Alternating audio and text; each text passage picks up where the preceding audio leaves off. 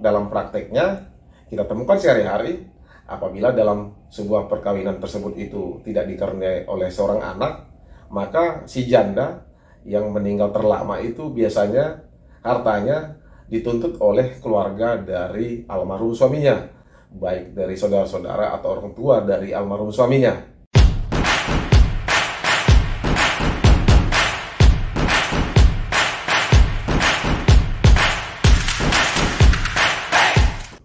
Persoalan pembagian warisan sudah menjadi potret dalam kehidupan kita sehari-hari.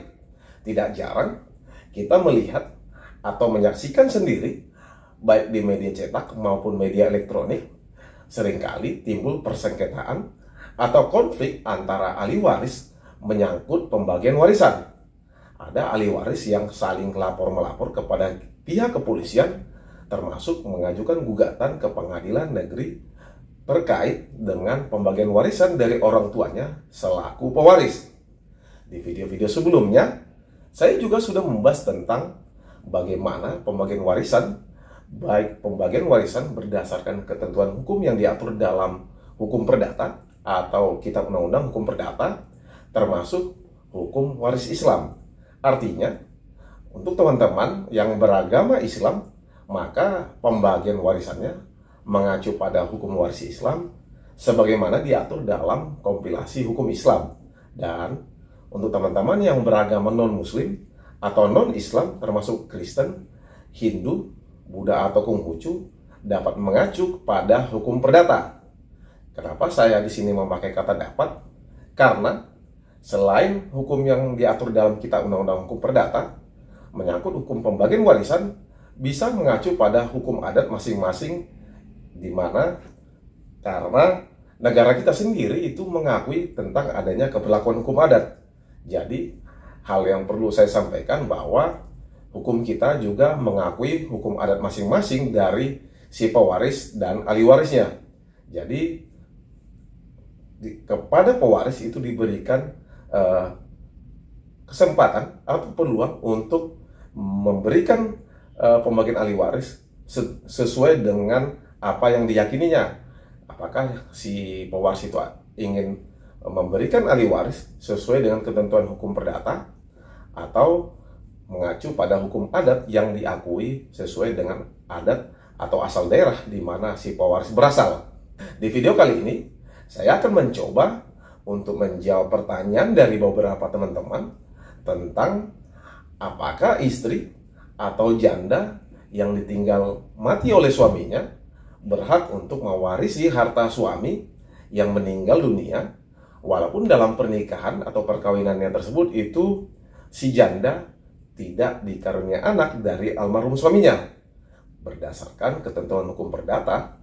Karena pertanyaan ini sering dipertanyakan apabila saya mengangkat topik tentang pembagian warisan. Sebelumnya, saya juga sudah menyampaikan bahwa berdasarkan pasal 852 Kitab Undang-Undang Hukum Perdata atau yang lebih kita sering sebut dengan KUH Perdata, apabila pewaris atau almarhum suami atau almarhum istri meninggal dunia terlebih dahulu dan meninggalkan suami atau istri yang hidup terlama beserta anak atau keturunannya, maka anak dan istrinya akan mewarisi bagian yang sama besarnya.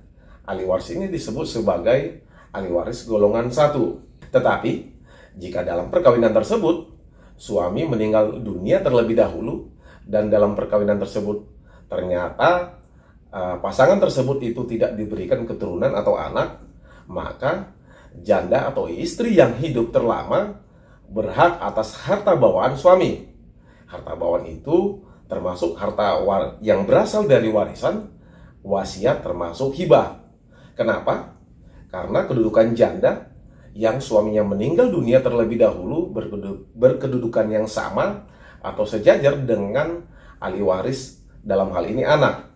Artinya, janda tanpa anak juga berhak untuk mewarisi seluruh harta bawaan suami, termasuk harta bersama dari suami yang terlebih dahulu meninggal dunia.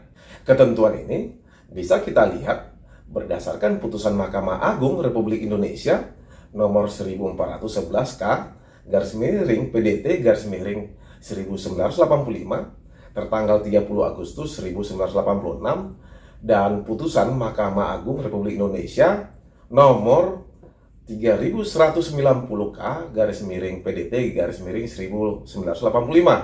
Dalam putusan Mahkamah Agung Republik Indonesia nomor 1411K PDT tahun 1985 tertanggal 30 Agustus 1986, di situ dengan tegas dinyatakan bahwa seorang janda berhak untuk mewarisi seluruh harta asal dari almarhum suaminya, karena tidak adil apabila suami atau istri yang telah mengelola tanah tersebut sebelumnya lalu kemudian dinyatakan tidak berhak atas tanah tersebut hanya karena si istri tidak mempunyai anak atau keturunan, sehingga harta asal tidak boleh diwarisi oleh si janda tersebut setelah suaminya meninggal dunia. Selanjutnya, dalam putusan Mahkamah Agung nomor 3190K PDT 1985, di situ dengan tegas dinyatakan bahwa sesuai dengan jurisprudensi yang tetap